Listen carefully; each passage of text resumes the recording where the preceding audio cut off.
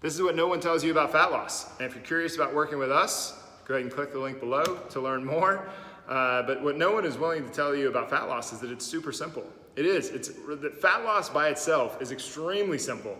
It's the beliefs that get in the way. That's what no one is willing to tell you about fat loss. It's the narratives that you're playing out. If your narrative is that you're not enough to be the weight that you want to be, if your narrative is that you don't deserve it, if your narrative is that you're the fat girl or the fat guy in the group, or your narrative is I can't. That's a really simple one that gets in a lot of people's way. Oh, I could never do that. It's like, who put that on you except for you right now, right? We all have these. We all have some narrative that we're living with, these rules that we place upon ourselves, these subjective truths, these things that we find so true to us that we just couldn't believe that there's another way that could possibly be until it's not, until you start questioning it, until it comes into your conscious awareness.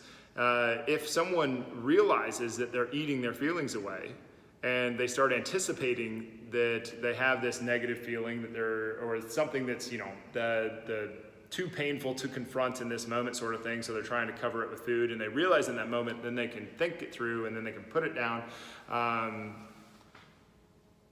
Is it true that you have to eat your feelings away? Is it even true that you could eat your feelings away? This is the tricky part. The tricky part is the narrative and the belief structures and the truths and building that self-awareness into it. And this sounds like a little flu nonsense, but it's just not that hard to figure out. For instance, if education was the only thing, if all you had to do was know how to eat better, well then you would already do it. And I almost guarantee you that you already know. I really doubt that if you pulled 1,000 people, I shouldn't say it that way, but almost everybody would agree that an apple is better than a candy bar at most given times, right? Unless you're like stranded on a deserted island and you just need more calories,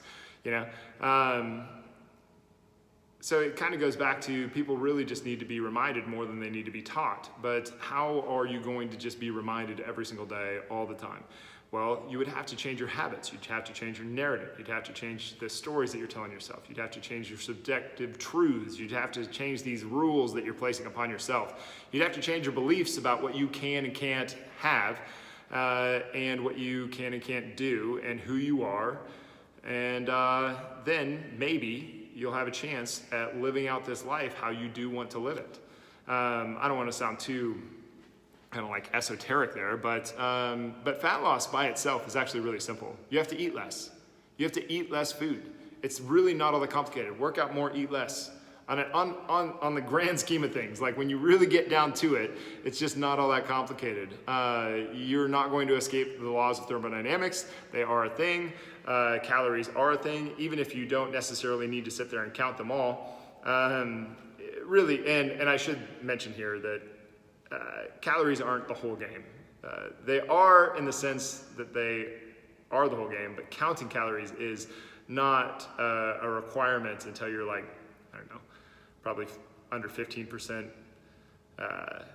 body fat for males and under 20% body fat for females. You're gonna have to be well on your way before you start having to count calories. So if you have 50 pounds to lose, you don't need to count calories yet. You just need to think about the choices that you're making on a regular basis. But most of us aren't really thinking about the choices that we make. We're just kind of making them. And we're making them based on the narrative and the beliefs and the truths and the rules that we place upon ourselves. And one of the first ones that you might want to start to notice, I'm not even telling you to confront it yet, just start to recognize it, is how often you say some version of, I'm not enough. It's like if you think that you don't deserve something, that's not enough. If you think you can't do something, that's not enough. If you get nervous, what are you getting nervous about? You're afraid that you're not enough. If you get angry about something, you're trying to push people away because you don't want them to see that you're scared that you're not enough. I do this, you do this, everybody in the world has done this at some point. We all have the opportunity to go to this place where we consider ourselves not enough for whatever it is that we're trying to do. Those are your beliefs and rules and truths, and they are a window into your subconscious that you can use to get to where you want to go, because once you start challenging those, a lot of great things happen. But no one's willing to tell you this stuff, or no one's willing to tell you that. that fat loss is actually really simple, and that it's the other part that's really difficult. But if you don't tackle both, you're just going to end up right where you always were. So anyway, if you were curious about working with us, go ahead and click the link below, and we'll see how we can help.